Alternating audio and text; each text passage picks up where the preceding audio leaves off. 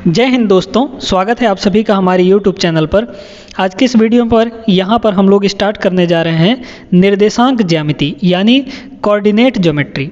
इस टॉपिक को हम लोग अच्छे से पढ़ने वाले हैं, सारा कॉन्सेप्ट सीखेंगे, एकदम बेसिक से डिटेल में इस टॉपिक को, इस चैप्टर को हम लोग पढ़ने वाले हैं निर्देशांक ज्यामिति।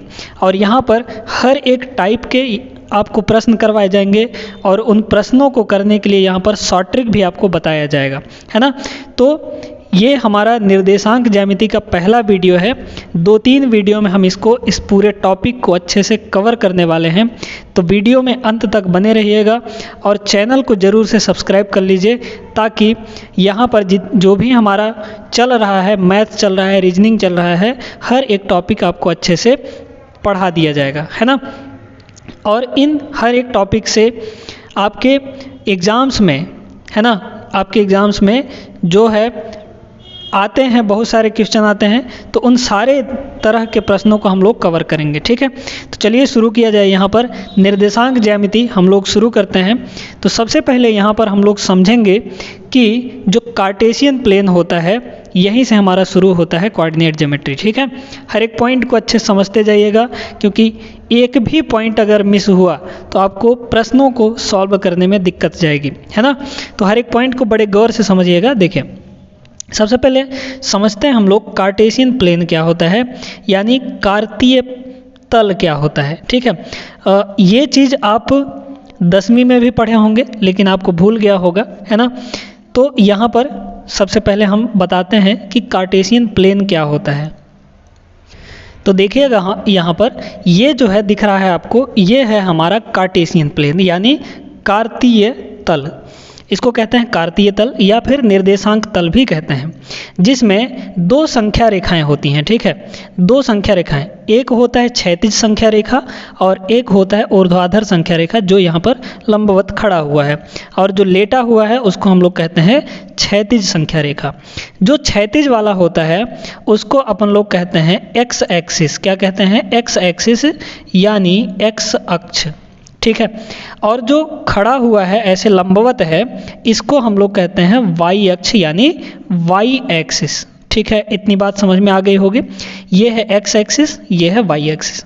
अब ध्यान दीजिएगा, ये जो है यहाँ से लेकर 0 से लेकर इधर आप चाहे कितना भी ले जा सकते हैं, 1 2 3 4 5 6 7 जहाँ तक ले जाना चाहें वहाँ तक। तो ये एक्सिस 0 से लेकर इधर राइट साइड में एक्स एक्सिस में ये होता है हमारा पॉजिटिव एक्स, है ना, पॉजिटिव एक्स एक्सिस। और इधर जो होता है ये होता है निगेटिव एक्स एक्सिस, ठीक है। 0 से लेकर इधर -1 -2 -3 -4 -5 जहाँ तक आप चाहें वहाँ तक ले जा सकते हैं। ये हो जाता है निगेटिव एक्स एक्सिस। फिर उधर ऊपर जो है ये होता है हमारा पॉजिटिव वाई एक्सिस, है ना, पॉजिटिव वाई एक्सिस। और जो 0 से नीचे है इधर, ये होता है हमारा निगेटिव वाई एक्सिस। क्या? निगेटिव वाई एक्सिस, ठीक है। अब देखिए, ये जो मेन पॉइंट है यहाँ पर बीच में, है ना, ये 0 है ना, इसको हम लोग कहते हैं ओरिजिन। ये जो O है, इस पॉइंट को हम लोग क्या कहते हैं? ओरिजिन कहते हैं, ठीक है। ओरिजिन कहते हैं। ओरिजिन का मतलब होता है मूल बिंदु, मूल बिंदु। तो ये वाला हमारा हो जाता है मूल बिंदु। अब देखिए, अगर हमारे पास कोई बिंदु है, ठीक है, कोई एक पॉइंट है, थोड़ी देर के लिए मान लेते हैं कि वो पॉइंट यहाँ पर है, ठीक ना, यहाँ पर कोई पॉइंट है। अब इस पॉइंट का अगर हम निर्देशांक लिखना चाहें, निर्देशांक, है ना, मतलब कि ये पॉइंट कहाँ पर है ये अगर बताना चाहें हम, तो कैसे बताते हैं? ध्यान से समझिए। देखिए, तो इस पॉइंट को हम A ले लेते हैं। ये पॉइंट हमारा क्या है? A है। तो इस पॉइंट का अगर निर्देशांक लिखते हैं तो सबसे पहले हम ये देखते हैं कि ये पॉइंट एक्स एक्सिस में कितना दूर है ना। तो यहाँ पर देखेंगे 1 2 3, है ना। देखिए यहाँ पर अगर इसको मिला दें हम, तो एक्स एक्सिस में कितना दूर है? 3 दूरी है ना, 3 यूनिट। तो ये हो जाएगा 3। और देखिए वाई एक्सिस में कितना दूर है? तो 1 2, अगर इसको ऐसे मिला दें हम यहाँ पर, तो कितना दूर है? 2 दूर है ना, 2 यूनिट दूर है। तो 3 और 2 हो जाएगा। इसी तरीके से किसी भी पॉइंट का हम लोग कोऑर्डिनेट्स लिखते हैं, यानी निर्देशांक लिखते हैं, ठीक है। तो उम्मीद है कि आपको पता चल गया होगा कि कैसे यहाँ पर किसी भी बिंदु का निर्देशांक लिखा जाता है। ठीक है, हमको देखना होता है कि सबसे पहले x एक्सिस में कितना दूर है। तो यहाँ पर हम देख लिए कि x एक्सिस में 3 दूरी पर है और y एक्सिस में 2 दूरी पर है ना, 2 यूनिट दूर है। तो 3 और 2 इसका हो जाएगा निर्देशांक। ठीक है, चलिए यहाँ पर मान लीजिए अगर एक पॉइंट हम कह रहे हैं कि यहाँ पर है, ठीक है, एक पॉइंट यहाँ पर है। अब क्या आप इसका निर्देशांक बता सकते हैं? ये पॉइंट मान लीजिए B है ना। इसका निर्देशांक बताने के लिए हम लोग देखते हैं कि सबसे पहले ये x एक्सिस में कितना दूर है। तो देख पा रहे हैं कि x एक्सिस में -2 दूरी पर है ना। x एक्सिस में कितना दूर है? -2 की दूरी पर है। तो x एक्सिस वाला पहले लिखा जाता है, तो ये हो गया -2। और y एक्सिस में देखो कितना दूर है? 4 दूरी पर है, तो -2 और 4 हो गया। इसी प्रकार अगर इसमें अगर कोई बिंदु हो तो आप इसका भी बता सकते हैं। इसमें अगर यहाँ पर कोई बिंदु है तो इसको भी आप बता सकते हैं इजीली कि उसका निर्देशांक क्या होने वाला है। अब देखिए जरा इसको समझिए। मान लीजिए कि अगर पॉइंट हमारा यहाँ पर है यानी x एक्सिस पर है, तो अगर कोई पॉइंट x अक्ष पर होता है तो उसमें सिर्फ x निर्देशांक ही होता है। देखिए जैसे अगर ये पॉइंट है, ये पॉइंट को अगर हम C ले लें तो ये पॉइंट क्या हो जाएगा? x एक्सिस में कितना दूर है? 4 दूरी पर है, लेकिन y एक्सिस में कुछ भी नहीं है क्योंकि ये डायरेक्टली x एक्सिस पर ही है। तो y अक्ष में तो कुछ भी नहीं है, इसका मतलब y कोऑर्डिनेट हमारा y निर्देशांक 0 हो जाएगा। पहले हम x निर्देशांक लिखते हैं फिर y निर्देशांक लिखा जाता है, ठीक ना। अच्छा अब देखिएगा यहाँ पर जो हमारा x निर्देशांक होता है, x निर्देशांक, ठीक है, जो शुरू में लिखा जाता है उसको हम लोग कहते हैं भुज, है ना। क्या कहते हैं? भुज कहते हैं हिंदी में, और इंग्लिश में क्या कहा जाता है? एब्सिसा कहा जाता है। और जो y कोऑर्डिनेट होता है ना, अगर किसी पॉइंट का अगर कोऑर्डिनेट ऐसे है कुछ x और y, है ना, किसी पॉइंट का कोऑर्डिनेट यानी निर्देशांक ऐसे है तो x वाले को हम लोग कहते हैं भुज और y को हम लोग कहते हैं कोटि। क्या कहा जाता है? कोटि कहा जाता है, ठीक है। तो अगर आपसे पूछा जाएगा कि यहाँ पर 3 और 2 में भुज क्या होगा, तो 3 होगा और कोटि हमारा 2 हो जाएगा, ठीक है। तो भुज और कोटि में कंफ्यूज मत होइएगा। x वाले को भुज कहा जाता है क्योंकि प्रश्नों में आपको डायरेक्टली बोलेगा कि भुज इतना है, कोटि इतना है, तो आपको समझना पड़ेगा, उससे आपको निर्देशांक बनाना पड़ेगा वहाँ पर, ठीक ना। तो x एक्सिस वाला हमारा भुज होता है और y निर्देशांक को हम लोग कहते हैं कोटि। इतनी बात आपको समझ में आ गई होगी। अच्छा, तो यहाँ पर अगर कोई पॉइंट x एक्सिस पर है तो उसका y कोऑर्डिनेट क्या होता है? 0 हो जाता है। वहीं पर अगर मान लीजिए कोई पॉइंट y एक्सिस पर है तो देखिए x एक्सिस पर तो ये कुछ भी नहीं है, इसका मतलब 0 हो गया, और y एक्सिस पर कितना है? 3 है, तो इसका x कोऑर्डिनेट 0 हो जाता है। यानी हम ऐसा कह सकते हैं कि यदि कोई पॉइंट y एक्सिस पर है तो उसका x कोऑर्डिनेट 0 होगा, और यदि कोई पॉइंट x एक्सिस पर है यानी x अक्ष पर है तो उसका y कोऑर्डिनेट 0 होता है। बात क्लियर हो गई होगी आप लोगों को, ठीक है। अब यहाँ पर आपके जो सवाल बनते हैं वो कैसे बनते हैं इसको देखा जाएगा, ठीक है। आपसे पूछा जाता है, एक पॉइंट दे देगा, उस पॉइंट में आपसे बोला जाएगा कि ये किस चतुर्थांश में होगा। अब चतुर्थांश क्या होता है इसको समझिए। देखिए ये जो हमारा एक कार्टेशियन प्लेन है, कार्तीय तल है, इसको ये 2 संख्या रेखाएं 4 भागों में विभाजित कर दी हैं। कैसे कैसे? एक भाग ये हो गया, एक भाग ये हो गया, एक भाग ये हो गया, एक भाग ये, 4 भागों में इसको विभाजित किया गया है इस प्लेन को, है ना। तो ये जो पहला हमारा है इधर, है ना, ये वाला, ठीक है, इसको हम लोग कहते हैं फर्स्ट क्वाड्रेंट यानी प्रथम चतुर्थांश।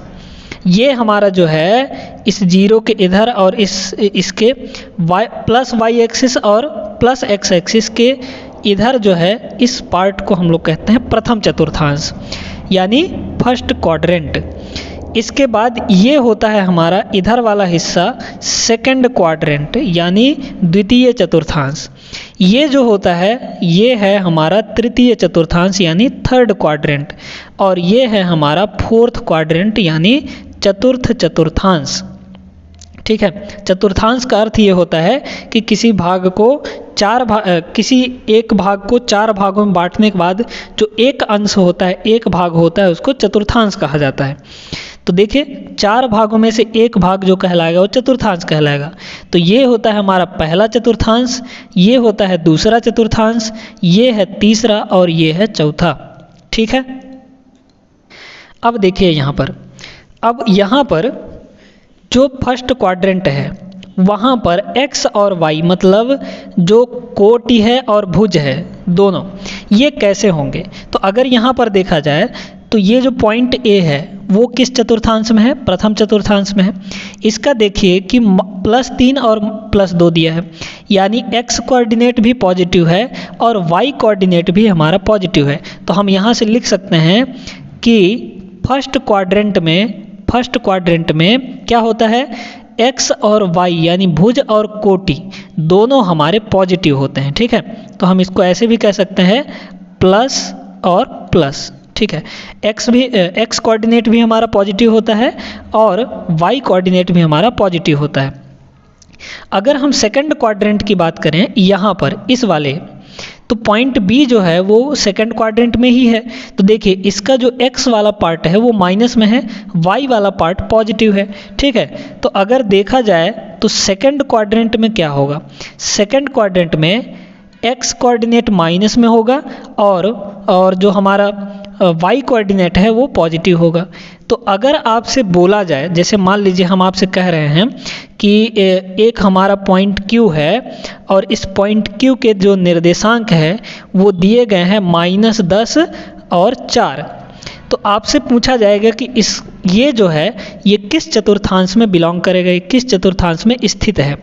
तो आपको यहाँ से पता करना है कि जो x कोऑर्डिनेट है वो हमारा माइनस में है और जो y कोऑर्डिनेट है वो प्लस में है। तो हम यहाँ से पता कर सकते हैं कि ये सेकंड क्वाड्रेंट में होने वाला है ना, क्योंकि ये -10 जाएगा और ये +4 जाएगा, यानी ऊपर जाएगा। तो -10 इधर जाएगा और +4 ऊपर जाएगा, इसलिए ये सेकंड क्वाड्रेंट में होने वाला है। ठीक है। इतनी बात आपको समझ में आ गई होगी। तो ऐसे ही प्रश्न बनते हैं। ठीक है। अच्छा, अब आते हैं तृतीय चतुर्थांश में यानी थर्ड क्वाड्रेंट में। तो थर्ड क्वाड्रेंट में देखिए इसमें जो है दोनों माइनस में होता है। देखिए इधर जाएंगे तो -x और नीचे आएंगे तो -y, है ना। तो दोनों निगेटिव होता है इसमें। थर्ड क्वाड्रेंट में x कोऑर्डिनेट भी और y कोऑर्डिनेट दोनों हमारे निगेटिव हो जाते हैं। बात करें चतुर्थ चतुर्थांश की यानी फोर्थ क्वाड्रेंट की, तो फोर्थ क्वाड्रेंट में जो x एक्सिस वाला है वो पॉजिटिव होता है ना भाई। अगर देखें मान लीजिए कि हमारा एक पॉइंट यहाँ पर है ना, एक पॉइंट यहाँ पर है, तो इसका अगर निर्देशांक लिखें तो क्या होगा? x एक्सिस में कितना गया है? 2 पर गया है। y एक्सिस में कहाँ गया है? -2 पर गया है। तो इसका देखो यहाँ पर जो भुज है यानी x कोऑर्डिनेट वो पॉजिटिव है और y कोऑर्डिनेट हमारा निगेटिव है। तो ये हो जाता है प्लस और माइनस यानी पॉजिटिव और निगेटिव। x कोऑर्डिनेट पॉजिटिव और y कोऑर्डिनेट निगेटिव हो जाता है। तो आई होप कि यहाँ पर आपको चतुर्थांशों के बारे में हर एक चीज़ पता चल गया होगा। आपको और अच्छे से क्लियर होगा जब हम प्रश्नों को करेंगे यानी सवालों को करेंगे। ठीक है। अब इतना चीज़ तो समझ गए।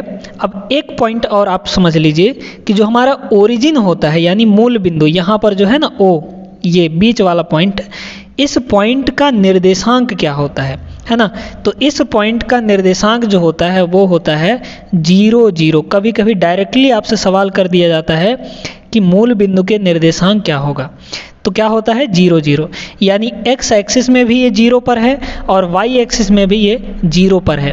तो जो ओरिजिन है मूल बिंदु, उसका निर्देशांक होता है 0 0।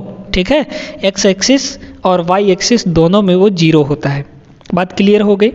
तो यहाँ तक आप लोग समझ गए। हर एक चीज़ कार्टेशियन प्लेन पर जो भी समझाया जा सकता था हमने यहाँ पर समझा दिया है। अब देखिए, अब प्रश्न ऐसे बनता है, आपसे पूछा जाता है कि अगर कोई पॉइंट दे दिया गया, मान लीजिए कि ये पॉइंट B है, ठीक है, -2 और 4 है, इसके निर्देशांक -2 और 4 है।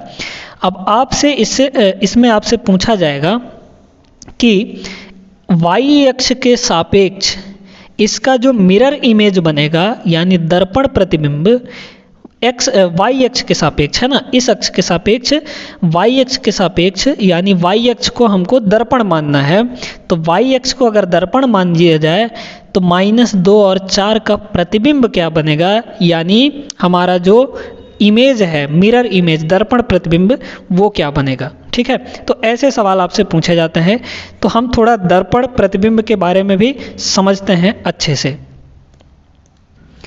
चलिए देखिए, यहाँ पर हम लोग समझते हैं कि अगर कोई पॉइंट दे दिया और उसका आपसे मिरर इमेज पूछा जा रहा है वाई अक्ष के सापेक्ष या फिर एक्स अक्ष के सापेक्ष, तो कैसे मिरर इमेज बनता है इसको समझते हैं। ठीक है, फिर उसके बाद शॉर्ट ट्रिक भी बताएंगे कैसे आप पता लगा सकते हैं सिर्फ देख कर कि इसका मिरर इमेज ये होगा, इसका मिरर इमेज ये होगा, इसके सापेक्ष ये होगा। ठीक है, वो चीज़ है। तो देखिए, मान लीजिए कि यहाँ पर एक पॉइंट है हमारे पास, थोड़ी देर के लिए मान लेते हैं ये पॉइंट है यहाँ पर है ना।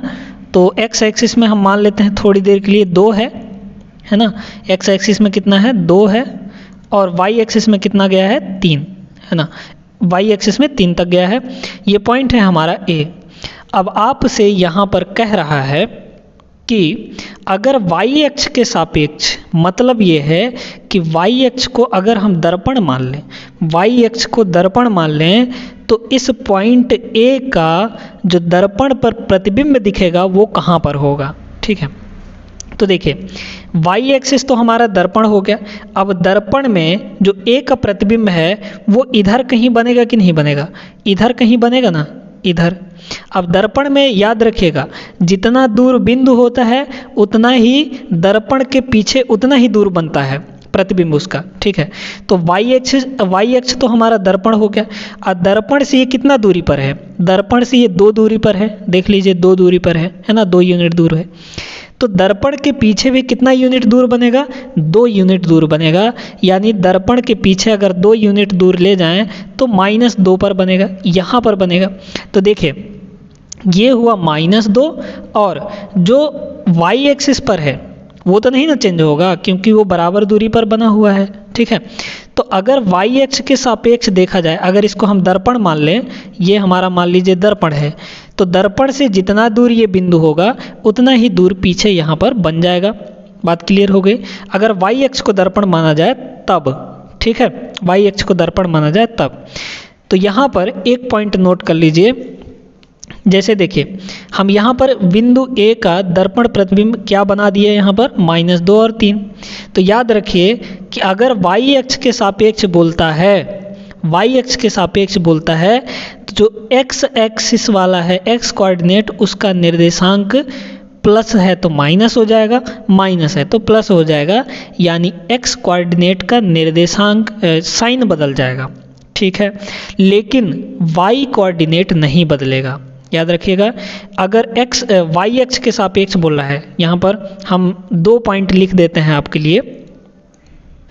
तो देखिए, यहाँ पर हमने लिखा है कि अगर वाई अक्ष के सापेक्ष आपसे पूछा जा रहा है दर्पण प्रतिबिंब यानी मिरर इमेज, तो आपको क्या करना है, वाई अक्ष के सापेक्ष तो वाई को नहीं बदलना है, आपको क्या करना है, एक्स वाले को चिन्ह बदल देना है उसका। अगर यहाँ पे x में प्लस है तो -x कर देना है, अगर -x है तो +x कर देना है ना। तो y अक्ष के सापेक्ष अगर पूछता है तो y कोऑर्डिनेट को नहीं बदलना है, लेकिन x कोऑर्डिनेट का चिन्ह बदल देना है, साइन बदल देना है। उसी तरीके से अगर x अक्ष के सापेक्ष पूछ रहा है कि x अक्ष के सापेक्ष यानी x अक्ष को अगर दर्पण माना जाए तो जो किसी बिंदु का दर्पण प्रतिबिंब होगा वो क्या बनेगा। तो आप कैसे बता सकते हैं कि x अक्ष के सापेक्ष बोल रहा है तो x वाले को मत बदलिए, x जितना है उतना ही रहने दीजिए, लेकिन y वाले का आप साइन बदल दीजिए। ठीक है, y कोऑर्डिनेट का।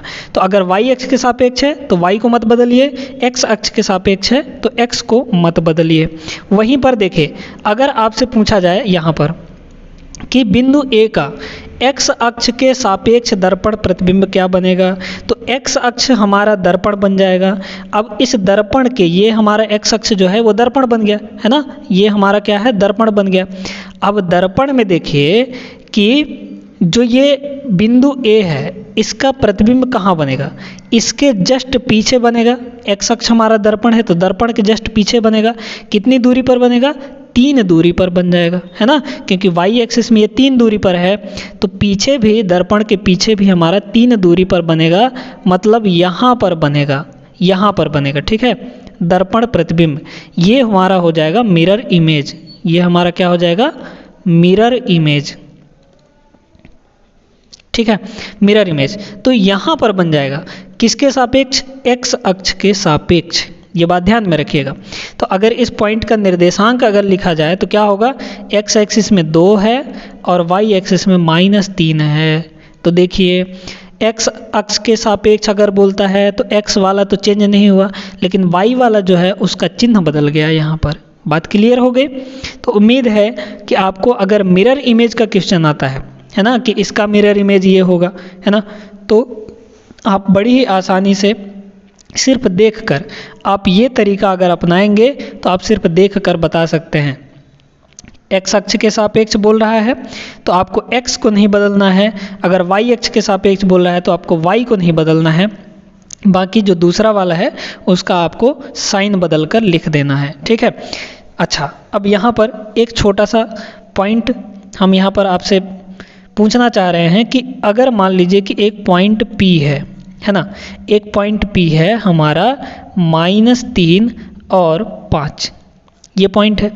इससे हम अब अगर आपसे पूछें कि इसका मिरर इमेज क्या होगा, पहले तो y अक्ष के सापेक्ष बताइए, है ना, y अक्ष के सापेक्ष।